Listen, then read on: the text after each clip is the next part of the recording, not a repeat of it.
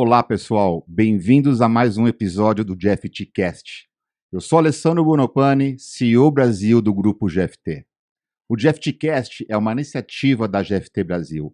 A cada mês eu tenho o prazer de receber amigos, colegas, parceiros, convidados de mercado e personalidades, em um papo leve, descontraído, para a gente falar de negócios, tecnologia, tendências, liderança e principalmente de pessoas. É um prazer ter você aqui com a gente.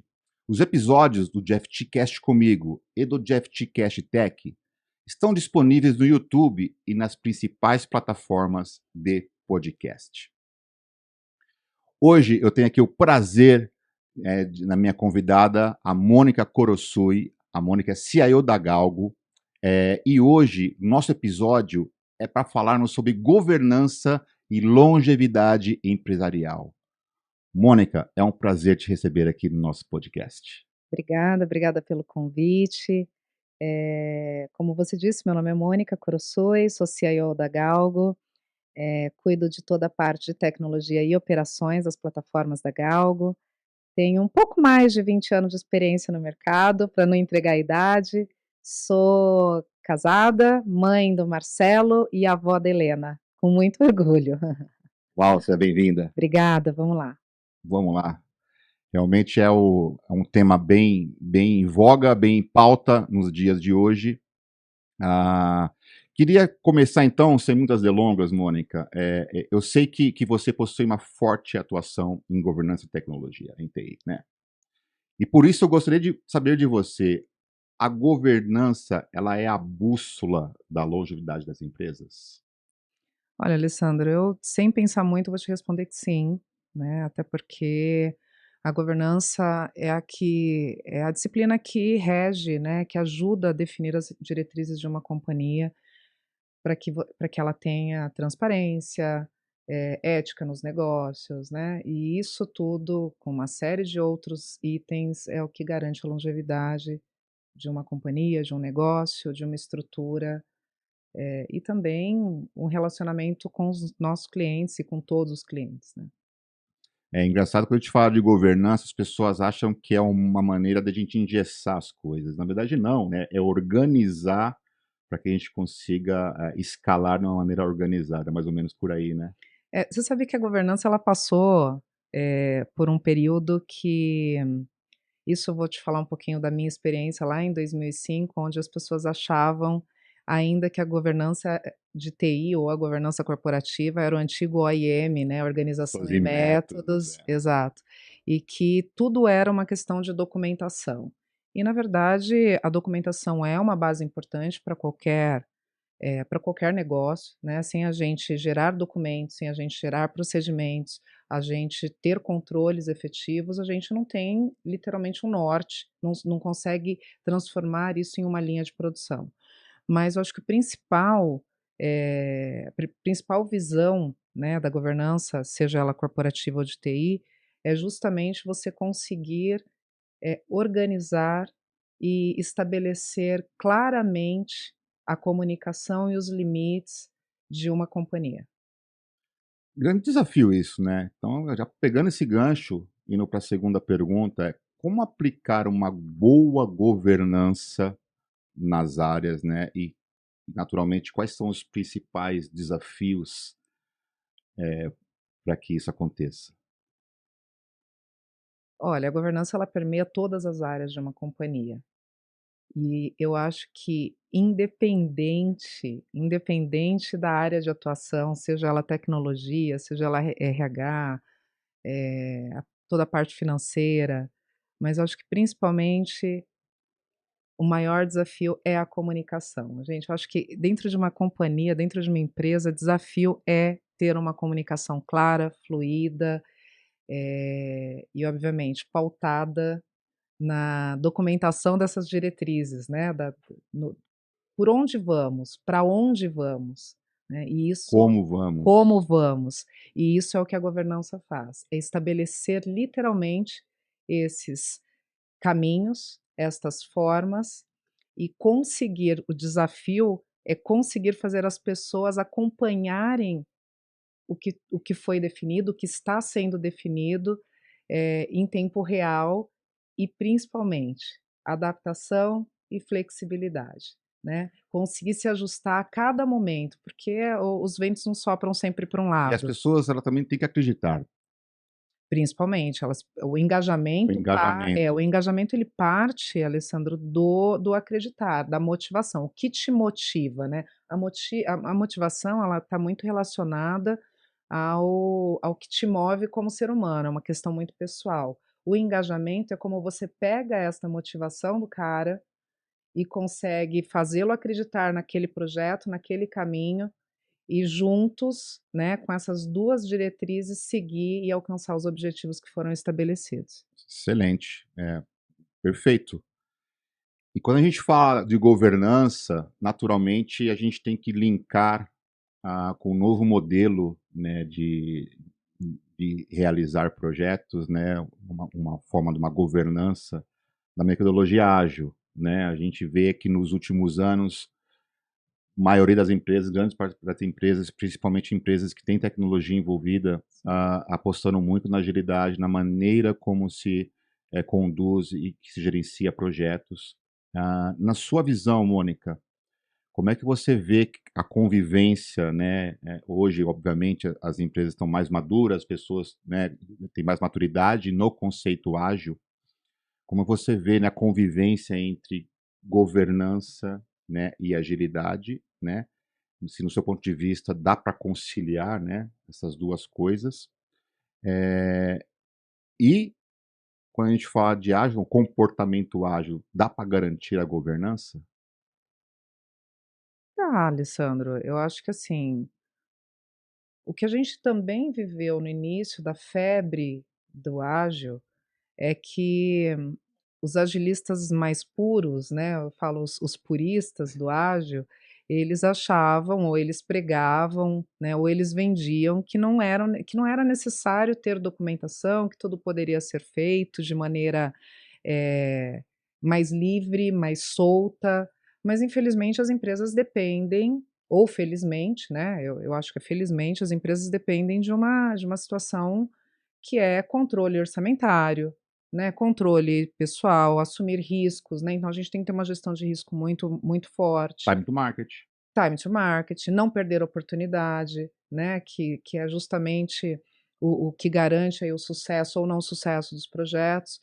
E os agilistas no início, eu acho que a ideia não é que eles tinham essa intenção, mas a ideia que era vendida é que não precisava ter nenhum tipo de controle. E à medida em que a coisa veio ganhando forma e veio evoluindo, ajudou com que as pessoas pudessem pegar o melhor dos 2 mundos, né. Então, a gente consegue sim fazer de uma maneira muito mais rápida, né, pautada dentro de alguns limites, do tipo: "Olha, daqui, né, do degrau 1 ao degrau 5, você pode navegar com autonomia. A partir do degrau 5, sei lá, que pode ser orçamento, pode ser riscos, pode ser, tempo Regulatório. regulatório, tempo de Né? mercado, né, uma série de coisas a gente precisa conversar. E daí, assim, o ágil ele prega que você faça rápido, erre rápido, conserte rápido, né, e entregue Rápido. rápido. E essa metodologia incremental, ela não é totalmente nova, até porque no cascata a gente também tinha algumas fases mais incrementais, não era um projeto totalmente fechado, a Sim, gente já tinha uma certa verdade. flexibilidade, e o ágil acabou ajudando a gente, a estabelecer limites maiores ou estabelecer limites, que eu acho que está aí, e dar mais autonomia aos profissionais na condução dos projetos. Porque se a gente, pegando esse gancho seu e passando para a próxima pergunta, quando a gente fala, né, de tanto da parte de governança como para as pessoas de agilidade, são de equipes, são projetos, na verdade, de equipes multidisciplinares, Sempre. né. E aí, naturalmente, imagino eu, que tem esta, acho que porque você comentou no início, né, tem que existir o engajamento e o conhecimento e a crença, basicamente, que dá sim para você fazer seguindo projetos com equipes multidisciplinares com metodologia ágil, naturalmente seguindo uma governança corporativa para que sim né, com essas duas pontas fechadas, além de entregar com agilidade dentro do compliance, dentro da governança, dentro dessa estrutura. É mais ou menos por aí que você entende? Acho que é totalmente por aí, é um pouco é pegar o melhor dos 2 mundos mesmo, fazer mais rápido, mas dentro de diretrizes estabelecidas.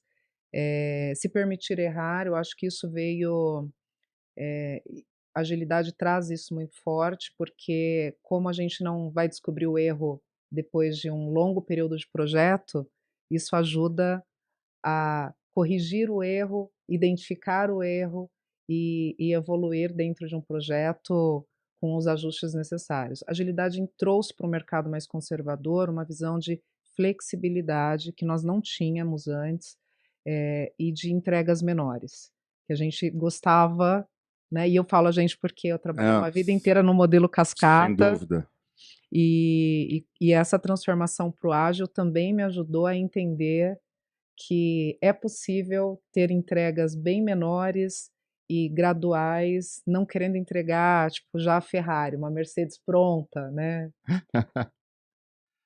Não, é bem por aí. Eu também lembro que quando eu conheci a agilidade, o método ágil, né, os kanbans da vida, a forma como eu olhava aquilo, eu sempre fui do waterfall, naturalmente, né, formação em tecnologia baseada realmente em entregar o sistema pronto, Projeto né, fechado. fechado, o programa pronto, com todas as telas, todas as navegações e, obviamente, ao longo dos anos, eu fui convencido na prática, né, na teoria e na prática, que realmente você consegue entregar o mesmo produto, só que você, em vez de entregar totalmente ao final, né, de um período, você consegue dar escalabilidade entregando parcialmente, né, e a gente vê, é, acho que o mais clássico todo mundo comenta, né, Spotify, ficou claro, né, como é que eles conseguiram aí fazer squares e entregar incrementalmente. Então, E eu acho que o legal da agilidade, que é inclusive eu acho que é o meu maior minha maior motivação em assumir a agilidade, uma vez que eu venho de um mercado altamente conservador, é que ele me permite mudar o rumo de um projeto durante o voo. Né, de repente eu posso eu tenho um roadmap já estabelecido, eu consigo ir lá e falar assim: "Olha, tenho uma oportunidade aqui de colocar um serviço que não estava previsto no roadmap, e a gente consegue fazer essa guinada em tempo de voo e reorganizar as prioridades". E isso antes a gente não tinha não, e possibilidade. dependendo da fase do projeto, de repente até vai ter uma alteração mínima no custo do projeto, Sem dúvida. porque você, né, e dependendo do como você faz, porque antigamente não, então espera eu entregar para depois a gente fazer, né, o Exato, famoso, exato. né, change requests, né, ao final. Hoje não, hoje você consegue realmente, até porque o mercado é muito dinâmico hoje. Né, alguma coisa que está no seu pipeline para você desenhar um produto, de repente você vê que o mercado ele mudou um pouquinho em 6 meses, não faz sentido você entregar um produto que o mercado já está comprando com algumas diferenças e você não atuar como você explicou, né, pô, dá para colocar aqui, de repente, ou inserir, Repriorizar, né. repriorizar, né, fantástico. Falando sobre o mercado então, falando sobre, né, agilidade e a gente está vivendo aí a famosa transformação digital, né, nas empresas. A gente fala também sobre inovação, esse é um tema que eu gosto bastante de colocar nesse podcast aqui, né, para todos os meus convidados, eu sempre ponho essa pauta inovação, eu acho que inovação não é somente tecnologia, inovação ela é muito mais abrangente, né. E para você, Mônica, o que é inovação, como é que você encaixa isso no contexto da Galgo lá, no seu dia a dia, nessa transformação digital, nessa governança, nessa agilidade? Olha, eu não sou muito romântica em relação aos termos que a tecnologia adora, né. A gente que está no mercado acompanha aí indústria 5.0, web 2.0, né, e assim, e inovação não deixou de ser uma palavra que está sendo muito usada para uma coisa que a gente fez, eu acho que a vida inteira, que é encontrar formas diferentes de fazer uma coisa que já é feita, ter o seu próprio diferencial, né? E daí tem toda a questão da disrupção também, que é outra palavra bastante romanceada, né, no mercado de tecnologia, que é você fazer algo completamente diferente, transformador, que pode até mudar uma economia, né? Uma economia já estabelecida no mercado. Então, eu sempre entro um pouco nessa polêmica entre inovação e disrupção, porque tem gente que fala para mim assim: o Airbnb foi uma disrupção. Se você parar para pensar, na prática, ela foi uma disrupção porque ela criou um nicho novo para um mesmo mercado, que é de Exatamente. hospedagem. Isso. Na verdade, o que fez o Airbnb? Na palavra disrupção. Eu não preciso mais ir em sites do próprio hotel. Eu consigo ir de forma sem nenhum Intermediária, intermediário, exato. através do meu aplicativo, pagando um preço menor e tendo a opção de escolhas melhores. Mas daí também eu acho que essa questão eu não queria entrar muito no qualitativo, porque, essa não foi uma preocupação Inicial deles, inicial que deles. aconteceu depois, por coincidência. As coisas elas vão Vai evoluindo evoluindo. naturalmente, né, eu acho que o intuito ali era Ele disruptou, então, a interação entre a empresa de hotelaria com a pessoa física. exato, e dar oportunidades para quem tinha espaço e gostaria de ceder um pedaço de casa ou uma casa inteira, né, para o mercado. Hoje, quando eu olho assim, eu falo assim: "Ok, ela já está tão inserida na nossa vida, ela mudou de fato, foi Virou BAU, disruptivo", exato, Business as usual. mas assim, ela já está inserida no nosso dia a dia. O Uber é a mesma coisa. Mesmo O Uber conceito. é o conceito de você sair da mão, né, de um nicho de mercado que eram os táxis, que eram inclusive Cooperativas. cooperativas, tudo regulado pela prefeitura, tinha todo um processo caríssimo de você conseguir uma licença com a prefeitura e hoje uma pessoa pega o seu próprio carro e vai ao mercado. Então são demandas que já existiam, né, assim, as pessoas queriam sair do ponto A e ir ao ponto B, né, e se locomover, a demanda ela existia, só a forma que foi diferente. Daí a gente volta ao primeiro item que é da inovação. Porque quando algumas pessoas citam que a inovação é fazer de uma forma diferente e a disrupção seria criar algo totalmente novo, eu me pergunto se de fato é uma isso é Seria disruptivo. um mix assim, podemos entrar num acordo, que seria um mix entre disrupção e inovação, porque você disruptou um pedaço de um market através de uma inovação da plataforma tecnológica. Sim, posso te dar um outro exemplo que Por eu favor. acho que ajuda bastante a esclarecer esse meu ponto? Quando a gente fala do Uber e do táxi e de uma casa, né, pelo Airbnb e de um hotel, a gente está falando de coisas muito semelhantes, né? Uma casa tem um teto, um hotel tem um teto, oferece uma cama, etc e tal. O barco, como aluguel de hospedagem, ele tem um teto, mas ele está na água, ele muda um pouquinho o cenário. Então, os charters que estão por aí, eu acho que ele sim poderia ser Helicóptero também. helicóptero também.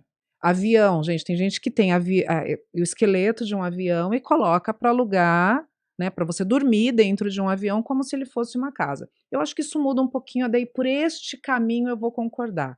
E a mesma coisa o outro exemplo, que por certo eu já usei muito, que são os patinetes. Eu acho que patinete como meio de transporte para te levar de A a B, ele foi porque ele sai da seara do Do lazer lazer, e ele vai como meio meio de de locomoção. exato, eu acho que ele sim foi disruptivo. Uma perguntinha aqui que tem a É ver. polêmica, Não, né. mas tem uma perguntinha que tem a ver com o patinete, né? Você viu que a patinete no Brasil, infelizmente, não deu certo por inúmeras razões.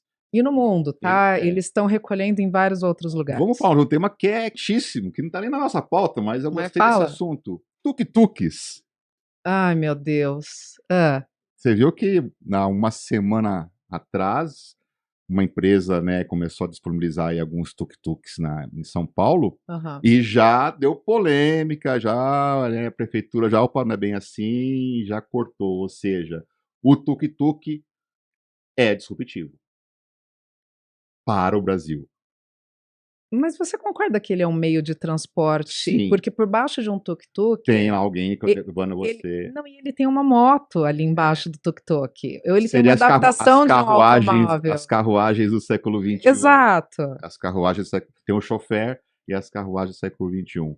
Mas pode ser inovação. É Pode, não, que exatamente. inovação sem dúvida nenhuma. Capturei agora ficou claro que É a minha visão não, mas eu queria de realmente que inovação e disrupção. este, assim, eu gosto muito de debater esses assuntos para poder pegar pontos de vista e visões diferentes, porque não existe o que é disruptivo para uns, para outros pode ser diferente, etc e tal, mas agora eu entendi bem no seu ponto sobre, e faz sentido, né, sobre disrupção e sobre inovação. Ficou bem claro.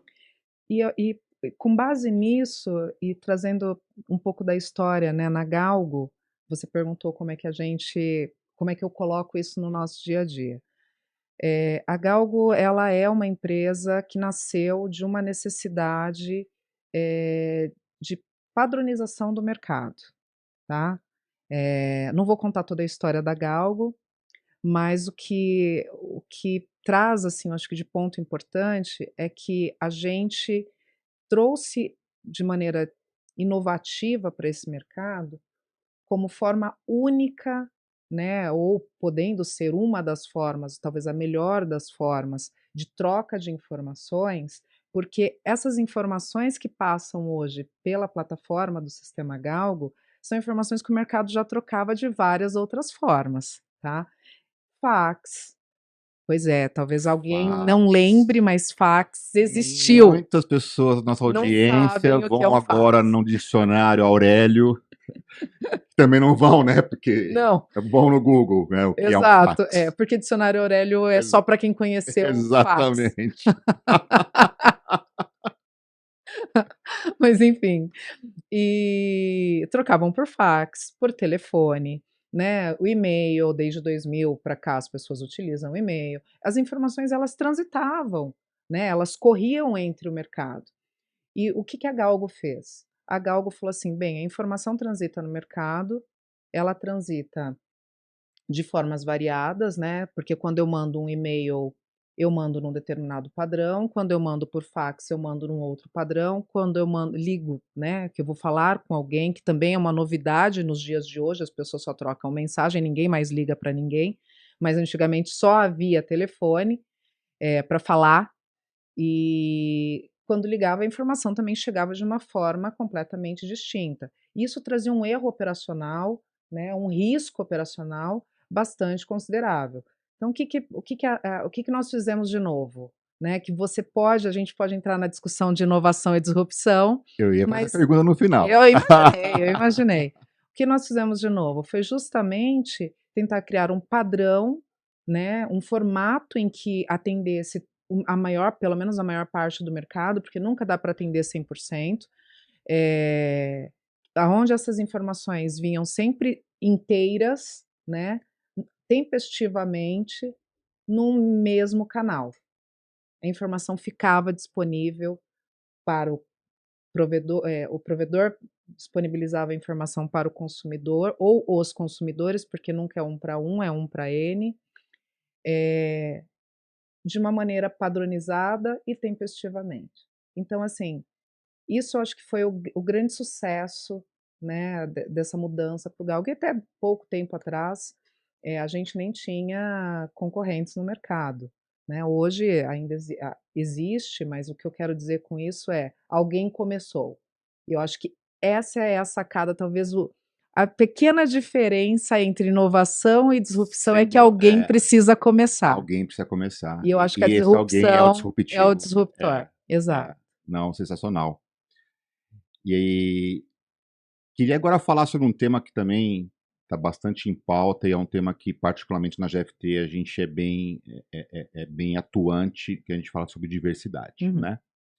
E quando a gente fala de diversidade, acho que, pô, você é uma executiva, né, em tecnologia, mulher, E eu queria pegar a sua opinião, né? Ou seja, o quão distante ainda as mulheres estão de assumir o protagonismo de pé de igualdade hoje com os homens.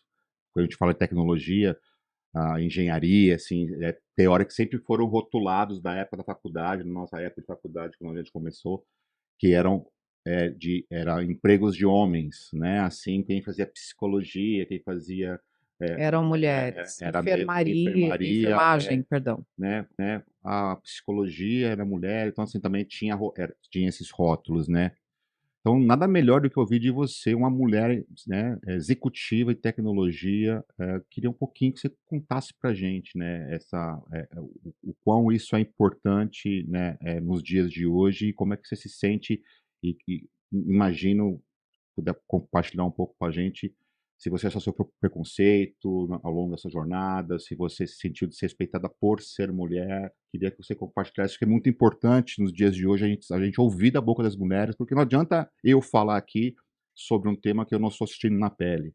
Né? Eu acho que por isso é muito importante a gente dar voz, dar espaço de um tema bem relevante e para ouvir de você.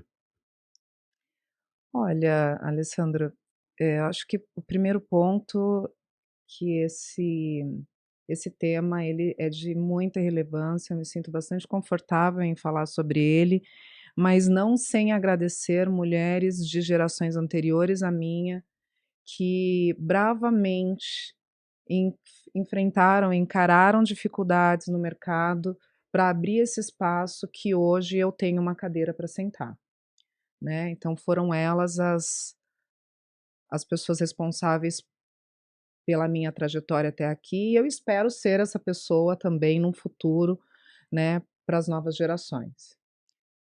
Falando um pouquinho da minha trajetória, eu venho de uma geração que não que cresceu dentro de um cenário estrutural, como você citou, que tem algumas profissões que são para homens, outras para mulheres, e eu nunca fui muito de questionar por que é para homem, por que é para mulher. E eu sempre segui, tá? Sendo muito honesta contigo.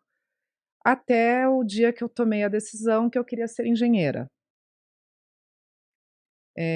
Eu lembro quando eu falei para o meu marido, eu já era casada, eu falei assim, ele se formou antes de mim, eu casei muito jovem, enfim, e ele falou assim: "Mas engenharia, Mônica, né?" Porque ele da mesma geração que a minha, faz exatamente a mesma pergunta, Exatamente. que inclusive todo mundo me fez.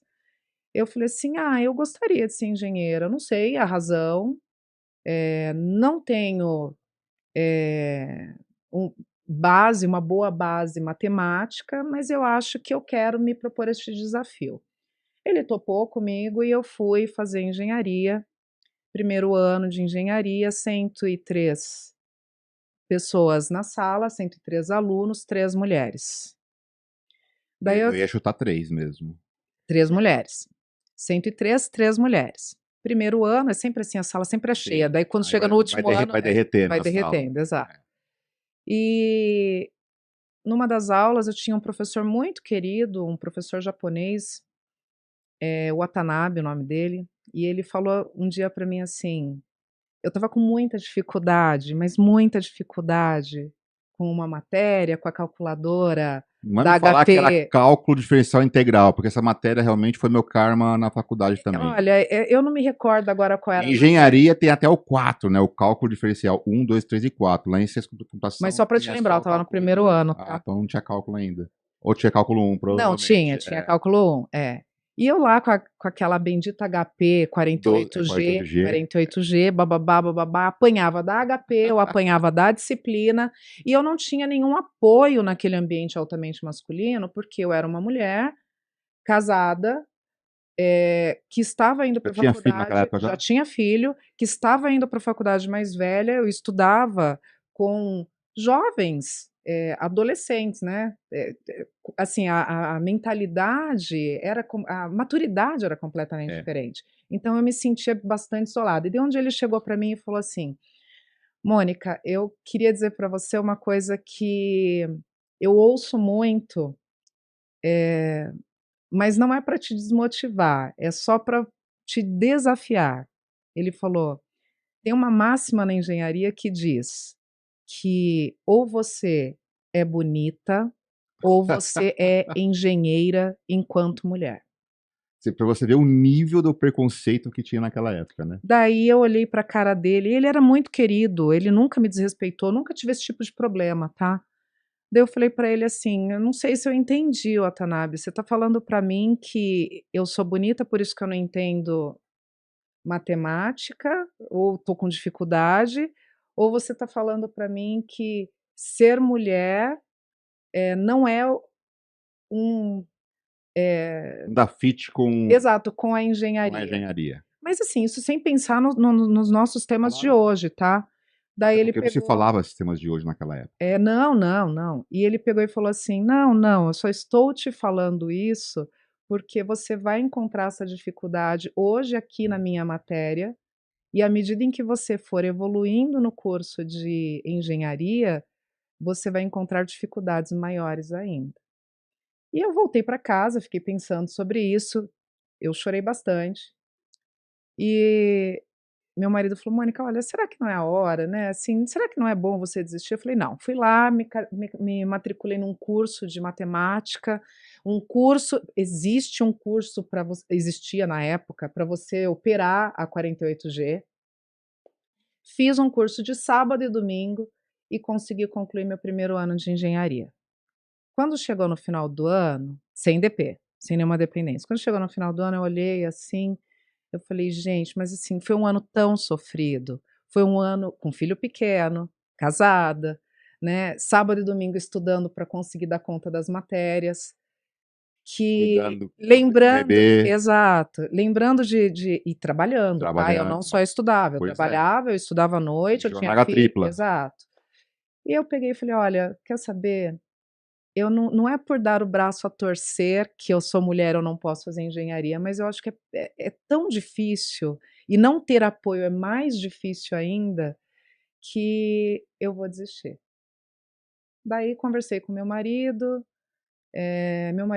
apoiou a decisão, daí eu já estava bastante cansada, assim, e eu já sempre trabalhei com tecnologia, desde os 17 anos eu trabalho na área de tecnologia, eu fiz curso técnico. Eu também fiz. E Naquela época tinha colegial técnico, né. exato. E daí eu já fui para o mercado e eu já trabalhava com tecnologia. Então eu falei assim: "Eu vou concluir essa", já tinha feito pago um ano de faculdade, né, um ano de engenharia Para ver as matérias, né. exato, e vou fazer um curso de tecnologia, que são só mais 3 anos, daí eu concluo, com 4 anos eu concluo a faculdade e não me formo tão mais velha assim e sigo trabalhando. O que que eu observei com isso, eu acho que qual que é meu recado hoje, em relação a mulheres em todos os cenários, principalmente na vida acadêmica. Hoje se tem muito mais apoio, hoje existem redes de apoio para as mulheres, sejam nas universidades, sejam dentro no mundo corporativo, né, não vou dizer dentro das empresas, mas no mundo corporativo. Busquem ajuda e não desistam. Eu desisti da engenharia. Eu desisti, eu sofri bastante, mas eu acho que eu desisti muito mais porque eu não tinha tido uma boa base matemática em tempo de colégio, e a dificuldade foi muito maior para o momento de vida que eu tinha. Não por ser mulher, mas eu ouvi esse tipo de piadinha, né, e detalhe, eu terminei o primeiro ano, a turma terminou com 92 alunos, só tinha eu de mulher. Ou seja, provavelmente, quando à medida em que as turmas vão terminando, eles vão juntando as Sim, turmas de engenharia. Quando terminou lá na frente, eu não acompanhei, eu não sei a saga, mas eu tenho certeza que se formou uma, foi muito, né. foi muito. E aí nos dias de hoje, assim, eh, a gente sabe que você faz parte aí de um grupo de executivas que dão oportunidade para mulheres, né, neste mundo. Conta um pouquinho pra gente, né, sobre esse projeto, né, posso chamar de projeto, esse programa, conta um pouquinho pra gente, até para quem está nos assistindo, de repente poder fazer parte dessa mentoria. Conta um pouquinho sobre isso, eu achei muito interessante. Eu vou fazer um gancho com a pergunta anterior e daí eu Tem a entro ver. nessa. Eu acho que tem uma situação Alessandro, que é a seguinte: eu trabalhei em tecnologia minha vida toda, que não deixa de ser um ambiente altamente masculino, Sem dúvida. né. 90% Isso, para mais naquela época. exato. E assim, eu tô há 15 anos no mercado financeiro na área de tecnologia. E dados de 2020 são os dados mais atualizados que eu tenho, da CVM, diz que 35% das mulheres que trabalham no mercado, dos profissionais que trabalham no mercado financeiro, 35% são mulheres.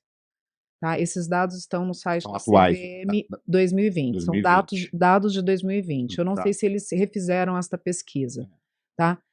A observação mais importante aí é que desses 35%, a grande maioria, e eu não me recordo agora o número, as mulheres não estão em cargos de liderança, elas estão em cargos operacionais, que inclusive é a minha origem, sempre foi, eu sempre vim de operação, inclusive eu gosto, eu amo a operação, isso não é nenhum demérito, tá? Mas eu acho que tem os cargos de liderança na operação que podem Sem também dúvida. ser ocupados por mulheres. Daí a gente cai na história do grupo de mulheres, né, que você citou. Sim.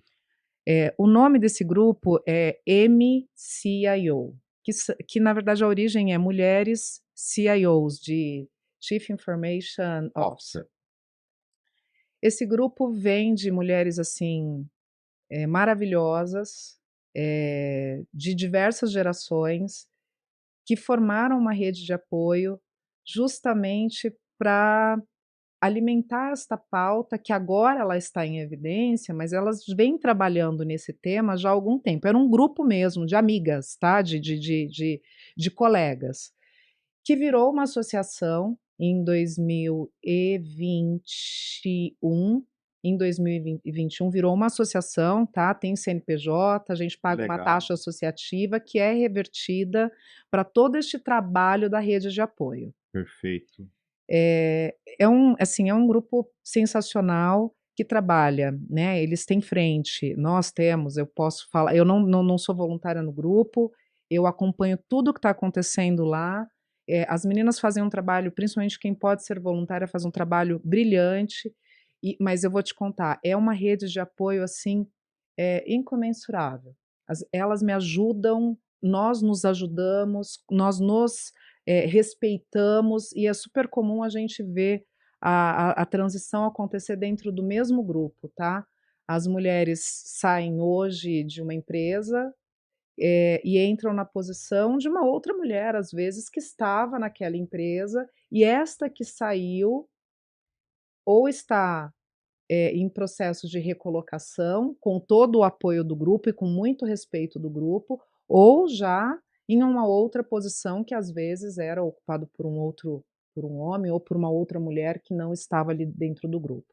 Mas estamos sempre juntas, nos respeitamos e entendemos que esse é um movimento natural, não é competição feminina, é um movimento natural de mercado, tá? Eu acho que esse é um tema bem importante, que às vezes as pessoas confundem de a gente conseguir dar uma igualdade de competição, entre aspas, né?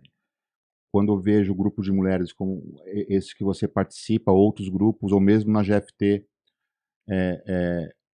nós não queremos privilegiar nenhum tipo de pessoa. Eu Não, acho que essa na palavra, acho que nem isso que as mulheres buscam. não, Elas não querem privilégio. Você me corrija se eu estiver errado. não é isso mesmo. O que elas querem é pé de igualdade para mostrar a sua competência e que sim, ela pode ser mãe, ela pode ser esposa e sim, ela pode ser executiva. Eu acho que, resumidamente, acho que essa é a grande questão e por isso que é importante ter esses grupos que vão estar ajudando e balizando a cada vez mais a que não precise ter um grupo para poder ajudar e sim o mercado naturalmente já se autoajuda, não é isso? Exatamente. Acho que o primeiro ponto, assim, né, complementando, são 2 coisas que nós mais buscamos, né, equidade, que é dar o mesmo ponto de partida para homens e mulheres, Importante. né, e principalmente incutir na nossa própria geração e nas próximas gerações que estão vindo, né, que estão caminhando, que mulher pode ser o que ela quiser. Isso parece um chavão, né, parece uma coisa assim, todo mundo fala, Mas assim, a mulher ela pode, gente, ela pode ser o que ela quiser. Ela pode sim ser engenheira, ela pode sim ser feia, ela pode sim Jogadora de ser bonita, futebol. e tá tudo bem, a gente tá É, bem com o nosso a gente tem que estar bem com o nosso corpo, com a nossa cor de pele, com o nosso cabelo. E se não tá bem, muda, desde que nos sintamos bem. perfeito. Tá? Então acho que esse eu acho que é o recado geral. E voltando no grupo das CIOs, do MCIO, lá a gente tem um trabalho muito bacana, que é da formação, que eu acho que é o que mais pega nas companhias, tá, Alessandro? Por que que não tem mulheres em cargos de Essa é liderança? uma pergunta que eu já queria emendar para você responder. Qual que é a grande dificuldade, né? O que que mais pega para que as mulheres realmente tenham a oportunidade de estar envolvidas no cargo de liderança? Quais que são os grandes pontos? Essa é uma dúvida que eu tenho até como executivo de uma empresa que realmente eu apoio bastante a equidade dentro da companhia, mas não é algo simples, é algo que realmente a gente tem que estudar bastante, verificar comportamental do mercado, das pessoas, enfim. Mas no seu ponto de vista, assim, o que vocês realmente têm como já um benchmark das grandes dificuldades que essas mulheres têm de alcançar esses postos? Formação. Formação. Eu acho que todo o problema está aí. E não é formação universitária, é formar para ser líder, é empoderar mulheres, é ensinar mulheres que elas podem errar, que errar erra homem e erra mulher.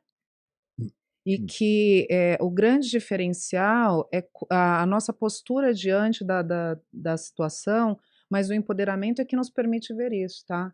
Eh, Você vê muito, muito comumente mulheres inseguras nas posições em que atuam, inclusive a coisa que a gente foi aprendendo ao longo do caminho é a tal da síndrome de impostora. É você não achar que você merece aquele lugar. É você não achar que você é capaz de fazer.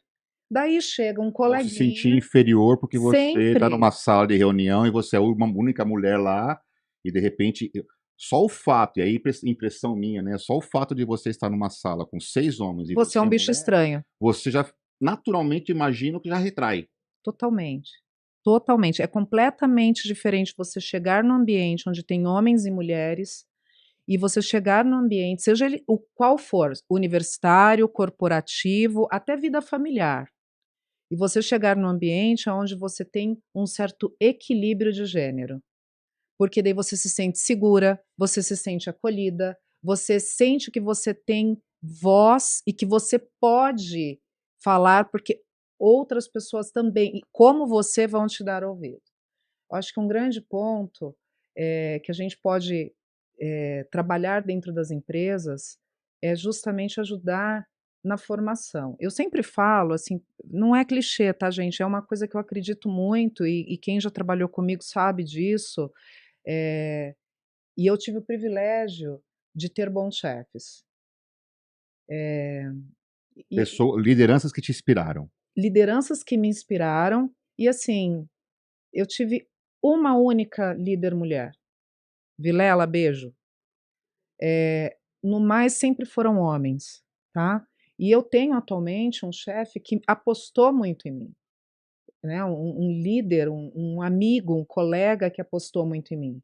E eu acho que a dica que fica, e essa é a minha trajetória de vida, é assim que eu toco tudo, quando você vai contratar um profissional, contrata o ser humano Exatamente. que está Caráter, né? e não o papel que diz que ele fez Harvard, Columbia, Georgetown, sei lá, qualquer universidade das mais conceituadas, MIT.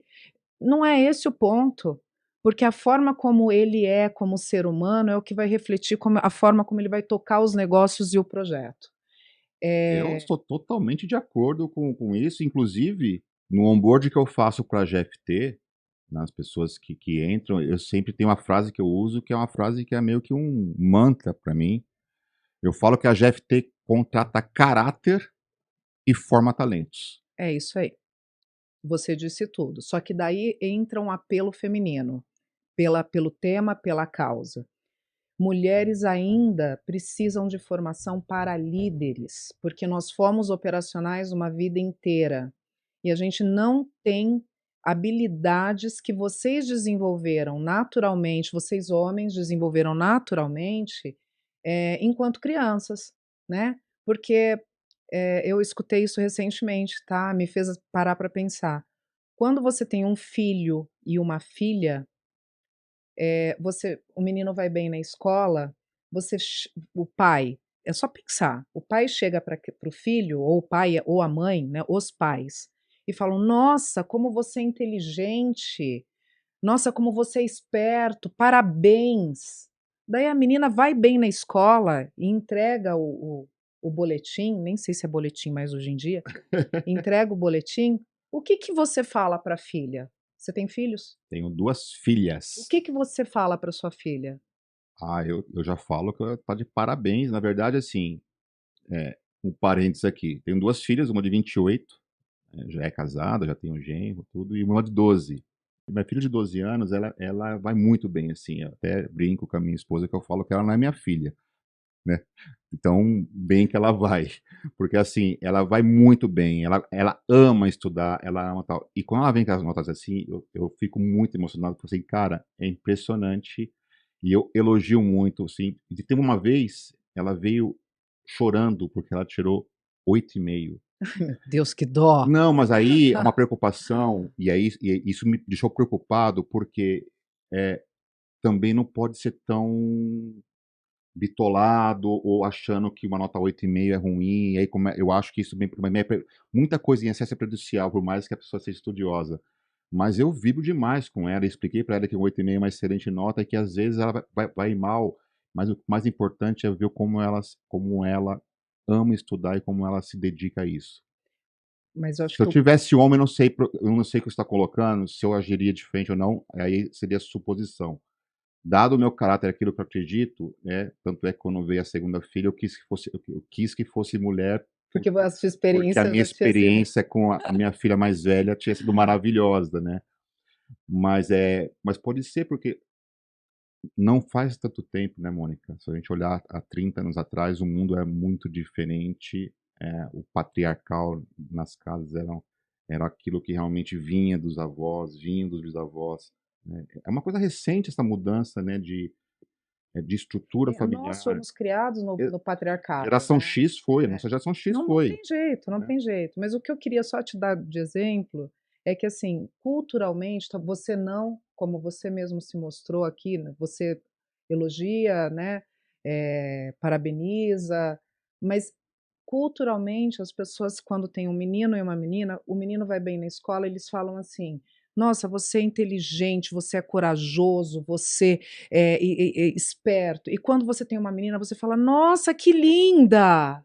O que que você está dizendo para ela quando você faz isso culturalmente? Que ela tem que ser bonita. Tudo gira em torno do: "Nossa, que linda". Não, ninguém, gente, é muito, e eu falo porque eu sou mãe de um menino, e sou vó de uma menina. E de fato, quando eu escutei isso recentemente, de uma advogada criminalista inclusive, Ana Bernal, ela falou para mim assim, ela falou comigo, ela estava palestrando, mas na prática ela falou comigo, porque eu criei um menino, e agora eu tô convivendo com a minha neta, né, semanalmente ali com ela, eh, eu observei que eu estava repetindo o mesmo erro. Que linda! Observa, é super comum quando aparece uma menina fazendo alguma coisa extraordinária, o adjetivo que a gente usa para a criaturinha é: "Que linda". E isso continua incutindo na cabeça dos nossos bebês, que virarão monstrinhos como eu, né, que ela precisa ser bonita, não que ela precisa ser inteligente, a gente não valoriza todo o resto dos aspectos de qualidades que uma Você está mulher me tem. colocando um ponto aqui que me veio à memória um tema que meu padrinho me contou por um tempo, que ele sempre foi contra de colocar brinco em recém-nascida.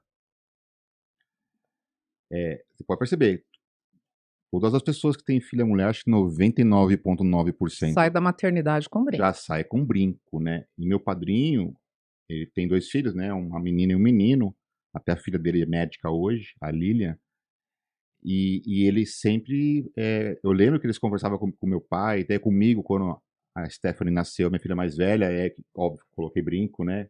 E ele falou assim: não coloca brinco, porque primeiro que você está machucando um recém-nascido. Segundo, é uma opção de escolha para a pessoa usar brinco, não. Começa aquele negócio de opção de escolha. Ela não escolheu usar brinco. Homem escolhe, né? Exato. Mulher nasce com brinco, Então, né? me veio agora na Não, cabeça. esse exemplo é ótimo, eu também não tinha pensado nisso. Me veio agora na cabeça exatamente o que você está colocando, né? Os estereotipos que a sociedade como um todo vai colocando, e que isso Vai moldando vai o moldando caráter, a e vai segurança. acarretando hoje nesta desigualdade que É infelizmente a gente está isso, vivendo. Pô, é faz todo isso. sentido no mundo, então, assim, coisas que me veio agora à memória. Meu padrinho falando comigo, eu tinha meus 20 anos quando eu fui pai. Fala assim, não coloca brinco na sua filha tal, porque não é correto, né, na ideia dele. Então, sabiamente, ele já estava muito à Ele frente, estava mais muito preparado. mais preparado. Mas daí voltando, só mais um ponto, Alessandro, que é o seguinte, então, pautada nesse discurso, nesse exemplo que eu dei, o que eu te falaria, né? Que você disse que dentro da GFT, e também você traz isso contigo, que é nós contratamos caráter e não E contratamos e formamos formamos talentos. talentos. Isso. Pense exatamente assim quando você for contratar uma posição de liderança. Nós contratamos caráter e formamos líderes. Líderes. Porque quando se tratam de mulheres, nós não fomos, pelo menos minha geração, nós não fomos, na sua grande maioria, formados para ser líderes. Bem pelo contrário, nós somos sempre tolhidos em diversas situações. Eu vou dar um exemplo porque assim, eu sou uma mulher muito brava, naturalmente brava. Só Você que sabe que as lideranças femininas geralmente são bravas? Ou é só então, impressão minha? mas eu acho que não, porque Não. braveza é uma coisa nata do ser humano, não é do homem ou da mulher. Gente, a minha neta, Cotó, pequenininha, é brava. É brava. E eu entendo ela super. Assim, ela acorda de manhã, ela não quer conversar, ela não acorda sorrindo. Eu acho que a palavra brava não, acho que não se encaixa. Eu acho que seria realmente personalidade. É isso. Poderíamos trocar por essa palavra? É isso. Pode. Personalidade, né? E eu acho que isso é importante, porque quando a mulher é brava, ela é chiliquenta, né? Quando a mulher eh, fala mais alto, ela está gritando. O homem não, ele está se Se impondo, se posicionando. posicionando. Então, acho que são essas questões, se a gente de fato quer ter um mundo de equidade, a gente tem que parar para pensar. E me orgulho muito de dizer, a gente compartilha nas nossas redes sociais da Galgo. Meu chefe é uma pessoa muito importante, né, Aloísio, muito importante na minha formação como líder, na autonomia que ele me deu, nas apostas que ele fez, nos exemplos que ele me dá diariamente, como líder. E ele talvez seja o líder homem que eu conheço que mais contrata mulheres. A Galgo tem 77% do quadro de profissionais são mulheres. Quantos por cento? 77%, se eu não me Uau! engano. Parabéns. E não é Parabéns porque, pra Galgo, mas não hein? é escolha, tá? A gente não fala assim, é mulher, tá contratada. Não. A gente faz todo um processo seletivo e o que melhor se saiu do processo, independente do gênero, é o Meus contratado. parabéns. Poxa, que eu não sabia desse percentual, É isso aí. né? Legal, muito bom. Poxa, antes de encerrar aqui, eu queria fazer a última pergunta. Acho que esse tema, né? Pô, acho que aqui vai umas 2 horas aí fácil, mas vamos seguir aqui, senão a gente vai ficar aqui mais um tempo e a gente tem aí um compromisso com o nosso público aí, fazer realmente um podcast aí Mais enxuto. mais enxuto. Mas, obviamente, agora queria, a última pergunta, Mônica, essa parceria, né, a GFT e a Galgo, né, assim, a gente tem uma parceria muito interessante, né, a gente fez um projeto aí, né, de um sistema de troca de informações, que foi que você comentou, que ele foi disruptivo. É. E conta um pouquinho pra gente, né, como é que foi essa parceria, né, como é que foi esse projeto, conta um pouquinho pra gente na visão de vocês como nossos clientes, o que vocês acharam da GFT nesse projeto e, obviamente, nessa longa parceria que nós temos já. Alessandra, assim, a nossa parceria foi um grato presente. E não estou puxando saco porque estou aqui do seu lado, não, mas esse é um assunto do qual eu falo bastante com quem quer que seja, tá? Vocês chegaram no momento da Galgo que a gente estava precisando criar novos produtos, né? Querendo criar novos produtos. E a gente vinha do modelo completamente bem. Primeiro que o nosso mercado é conservador e a gente vinha do modelo waterfall, com algumas cicatrizes, né, com algumas dores. E chegou a GFT falando de agilidade, falando de concorrendo com outros parceiros, né, com outros fornecedores que nos conheciam muito bem, porque já prestavam serviço ou porque já tinham outras passagens por nós, e a GFT era acho que talvez o fornecedor novo em vários sentidos ali, né, naquele momento de RFP. E vocês trouxeram para a gente, assim, sabe quando junta a fome com a vontade de comer? A gente estava tentando buscar alguma coisa que fosse diferente, que nos colocasse de fato em pé de igualdade com o mercado para falar de inovação, de agilidade, mas a gente não achava um parceiro que de fato conseguia nos empurrar nesse sentido. E a GFT se apresentou exatamente assim. Veio trazendo agilidade, veio através do Paulo, do profissional de vocês, que é um agilista incrível. Paulo Papa.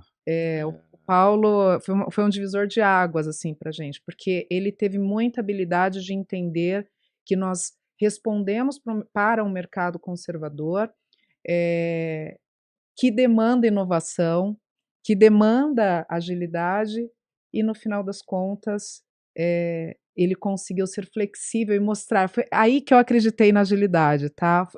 O Paulo é o responsável, porque ele conseguiu provar que é possível ser flexível Seguindo a governança. seguindo a governança, tá? Então, nós desenvolvemos através, acho que o grande marco desse projeto foram as inceptions que nós fizemos, as inceptions com os nossos clientes. Nós fizemos em São Paulo e no Rio, para conseguir desenhar exatamente as necessidades, as demandas, atender um apelo do mercado por um novo produto, por uma nova forma de abordagem para um segmento que nós ainda não cobríamos dentro do sistema Galgo. E assim nasceu o Border, né? O Border é um produto da Galgo, trabalhado todo com vocês, né? Hoje está tudo na mão da GFT. E a GFT, essa parceria é muito importante, eu tenho muito carinho por ela, porque eu costumo dizer, assim, sem nenhuma modéstia, que a mesma coisa que vocês puderam me proporcionar, né, me trazer de agilidade, de metodologias, de coisas novas do mercado, eu acho que eu também consegui mostrar para vocês e também, sabe, uma troca sobre a parte de governança que eu precisava, era uma necessidade nossa na Galgo de ter governança, e vocês queriam um modelo muito mais lean, mas que entenderam, se flexibilizaram e conseguiram trazer toda essa gestão de projetos, esta governança de TI ali na unha em alguns aspectos, principalmente orçamentário, financeiro, e atenderam muito bem, vocês responderam muito rápido. Hoje o mercado tem o Border Pro, é o nosso produto, ele está ainda em evolução com vocês estão incrementando aí algumas etapas, mais alguns MVPs, e até dezembro a gente consegue finalizar. Excelente. Eu fico muito orgulhoso de saber, né, que a GFT conseguiu, junto com você, com a Galgo, ter essa parceria. E, naturalmente, uma relação de parceria, uma relação tão grande que nós temos, ela tem suas dificuldades também. E eu sempre falo que, para os nossos clientes, quando há dificuldades, é quando você realmente vê o tipo de parceria que você tem. É ali que nós nos reconhecemos, né. Exatamente. Essa parceria é como um casamento, né, você vai ter, obviamente, todo o lado maravilhoso de um casamento e, como todo casamento, você vai ter as suas inquietudes, as suas incertezas e algumas polêmicas, e neste momento você vê quem está dentro e quem está fora, e isso é dos 2 lados. Eu comento isso o tempo todo, né, dentro da GFT, com nossos principais clientes, que é gostoso, é prazeroso você estar com um cliente como a Galgo, onde há uma relação realmente de parceria e que nas dificuldades, sim, há um entendimento e uma ajuda mútua. Então, e esse Sem tipo de dúvida. coisa só dá para ter o sucesso que nós temos na relação, é justamente porque ambos os lados conseguem ter esse tipo de visão, esse tipo de atuação. Contribuição, troca, eu Exatamente. acho que essa é a garantia de uma, longevidade numa relação fornecedor-cliente, Exatamente. numa parceria. É, Mônica, foi um prazer imenso ter você aqui. Muito obrigado pelo seu tempo. Sim, eu que foi, nossa, agradeço. podcast maravilhoso, né? Tô louco aí para ver a repercussão disso com nossa audiência. E, Mônica, obrigado. Última palavrinha pra gente? Bem, só agradecer, Alessandra, a oportunidade de falar sobre temas tão relevantes para o mercado, para mim, e principalmente agradecer a todo o time da GFT, que é super parceiro, está ali no dia a dia com a gente, e a gente se encontra nas próximas reuniões. Até Obrigado. já, tchau.